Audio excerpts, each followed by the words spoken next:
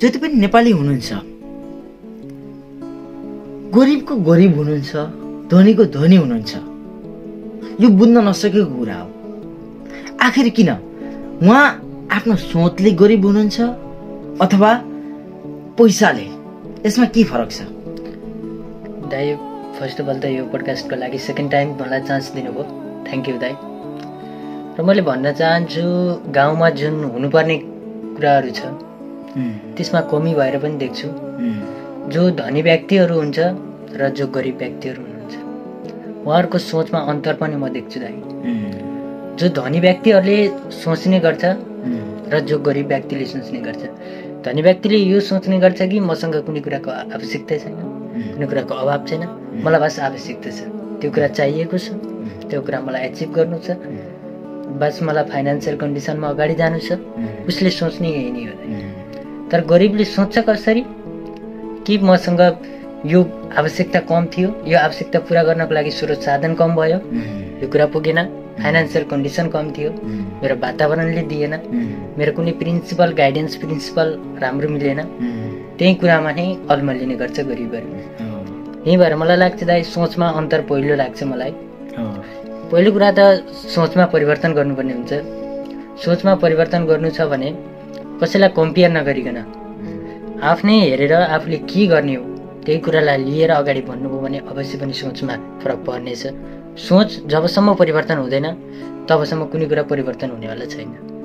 सोच परिवर्तन हुनु नै पहिलो परिवर्तन हुनु, त्यसकारण सोच परिवर्तन गर्न आवश्यक छ दाइ जस्तो लाग्छ। बिल्कुल बिल्कुल। अनि यसको साथसाथ जस्तै हामी नेपालबाट इन्डिया आइरहँदाखेरि हुन त हाम्रो देश नेपालमा रोजगार पनि छैन, धेरै अभाव छ। एज तपाईँ हामी जस्ता कयौँ युवाहरू विदेशिनु परेको छ।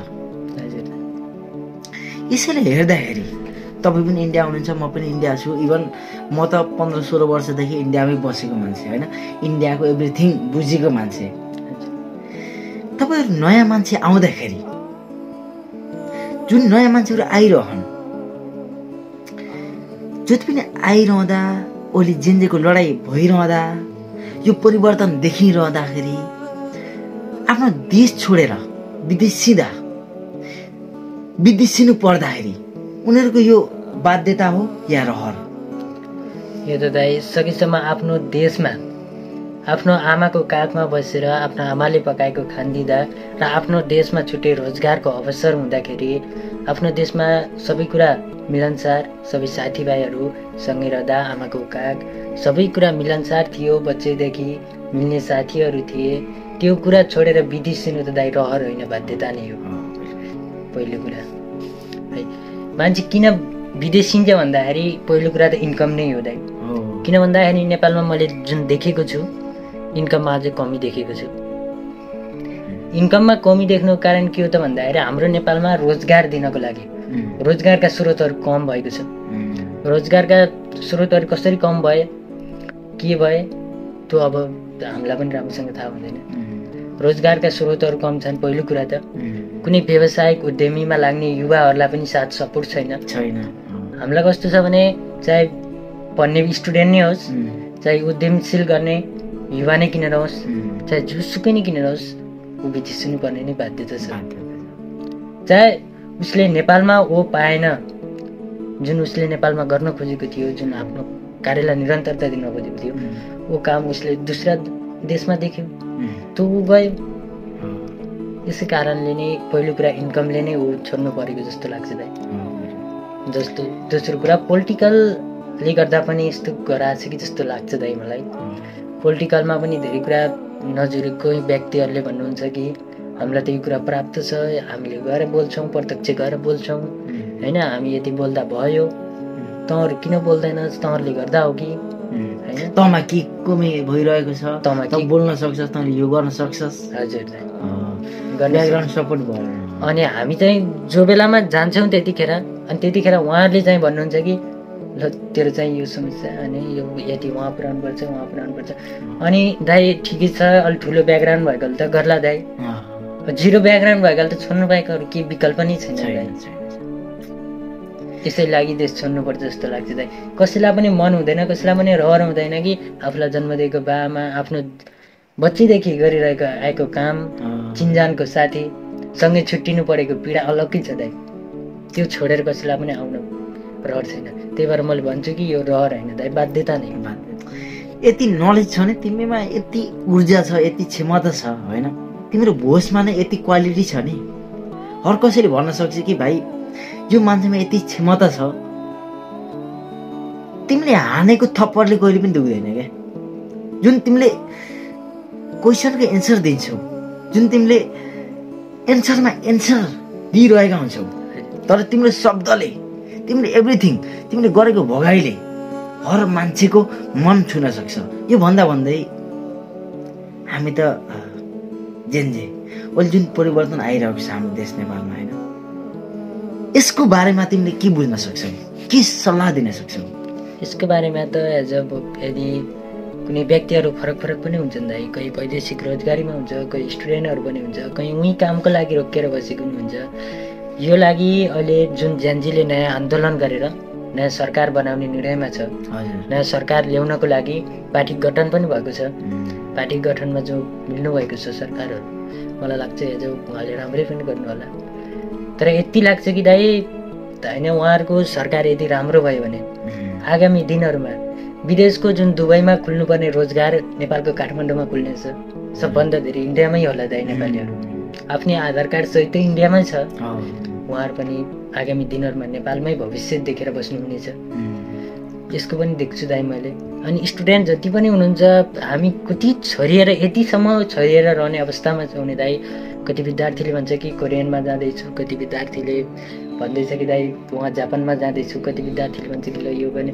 जो विद्यार्थी एउटा तपाईँले नर्मल 10देखि तलको जुन स्टुडेन्टलाई तपाईँले सोध्नुभयो भने स्टुडेन्टको पहिलो जवाब यदि ऊ क्लासमा पहिलेदेखि फर्स्ट हासिल गर्दै गएको रहेछ भने त ठिकै छ दाइ। यदि सेकेन्ड थर्ड हुँदै गएको रहेछ विद्यार्थी भने उसले सिधै भन्छ कि दाइ मेरो काम भाँडा माझ्न छ दाइ। पछि गएर के गर्नु, उहीँ भाँडा माझ्ने त हो। पहिले यसरी नै लागिरहेको हुन्छ। त्यस कारणले पहिला जुन अहिले नयाँ सरकार छ, शिक्षा प्रणालीमा फरक आउला, रोजगारको सिलसिला नेपालमा रहला, त धेरै कुरा फरक देख्छु म। जो पहिला धेरै कुरा फरक पनि भयो, आधा नेपालीहरू विदेशी पर्ने पनि भयो। र त्यही कुराको लागि आज जुन नेपाली जेनजीले आन्दोलन गर्नुभएको छ, त्यो कुरा अवश्य आउनेछ जस्तो पनि लाग्छ मलाई। धेरै कुरा सुधार आउला। खानेपानीको अभाव धेरै ठाउँमा पनि रहेको छ। अझै पनि बिजुलीहरू नपुगेको धेरै पनि जिल्लाहरू छ। त्यो जिल्लाहरूमा बिजुली पुग्ला जुन आशा नगरेको थियो, जो पलाउला। एक दिन नेपाल पनि बन्नेछ। अमेरिका बस्ने साथीले पनि भन्ला कि एक दिन नेपाल घुम्नु छ। जापानमा बसेको व्यक्तिले पनि भन्नेछ कि एक दिन नेपाल घुम्नु छ। आज जुन चर्चा छ त्यो चर्चा भोलि रहने छैन।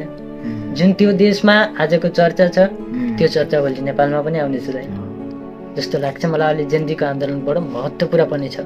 तपाईँ यदि जुन पनि चुनावमा निर्वाचित हुनुहुन्छ, उहाँले चाहिँ देशलाई एकदमै अगाडि हाँक्नु होला। किन भन्दाखेरि आफ्नो जुन पनि फाइनेन्सियललाई हेरेर जो देशको अवस्था के छ, कस्तो छ, त्यसलाई हेरेर अगाडि बढ्यो भने अवश्य पनि नेपाल सुध्रिन सक्छ र धेरै नेपालीहरूले रोजगार पाउलान् जस्तो लाग्छ दाइ मलाई। राम्रो व्यक्तिहरू अलिसुदान गुरुङ जुन हुनुहुन्छ, उहाँले मिलाउने काम गर्नुभएको छ। उहाँ नै मिल्नुहुन्छ पहिलो कुरा त। मिलेर देश बनाउनु नै पहिलो कुरा हो कि दाइ। यो होइन कि त्यो देश बन्दै गर्ला, हामी अगाडि बढ्दै गरौँला, राजनीतिमा लड्दै गरौँला, जनताहरू बोल्दै गर्ला, हामी गर्दै गरौँला, त्यो भन्नु नै होइन कि दाइ। पहिलो कुरा त नेताहरू जुन बन्नुहुन्छ, उहाँहरूले पहिला आफ्नो स्यालेरी सोध्नभन्दा आफू बस्ने कस्तामा त्यो देखिसकेपछि जनताको चाहना के छ, जनताको चाहना के छ, पुग्ने कहाँ हो, जनता गर्ने के हो, अहिलेको देशको अवस्था के छ, जुन चाहिँ हो आन्दोलनका कारणले धेरै क्षति पनि भएको छ। धेरै कुरा जलाइयो, सिंहदरबार जलाइयो, होटल हिल्टन जस्ता ठुला ठुला नेपालका रोजगारी स्रोतहरू कम भयो। अब त नेपालीहरू जस्तै हिल्टन होटलले दिएको थियो जुन रोजगार, त्यो जनताहरू त विदेश जानुभन्दा अरू के विकल्प रह्यो र दाइ। त्यो विदेशिनु जानुभएकालाई फेरि रिटर्न ल्याउन सक्छ कि सक्दैन अहिलेको सरकारले? जुन सरकार लडेर जेनजीले लिएको छ त्यो सरकारले ल्याउन सक्छ कि सक्दैन? त्यही नै महत्त्वपूर्ण जस्तो लाग्छ दाइ। र मलाई यतिसम्म विश्वास छ कि अहिलेको सरकारले ल्याउँछ होला जस्तो लाग्छ दाइ मलाई। जुन अहिले एकदमै काठमाडौँमा चर्चित मेयर भालेन्द्र शाह हुनुहुन्छ, त्यसै गरी कुलमान घिसिङ सर हुनुहुन्छ, रवि लामछाने सर हुनुहुन्छ, एकदमै त्यो आउला जस्तो पनि लाग्छ मलाई। किन भन्दाखेरि जुन जताबाट पनि मानिनु भएको एउटै पार्टी खोलेर उहाँहरू अवश्य पनि हुनुहुन्छ। यति भन्छु कि पार्टीको लागि कहिले पनि नलड्नु होला, जनताको लागि लड्नु होला, बस उही आफ्नो कुर्सीको लागि भन्दा पनि कामको लागि लड्नु होला।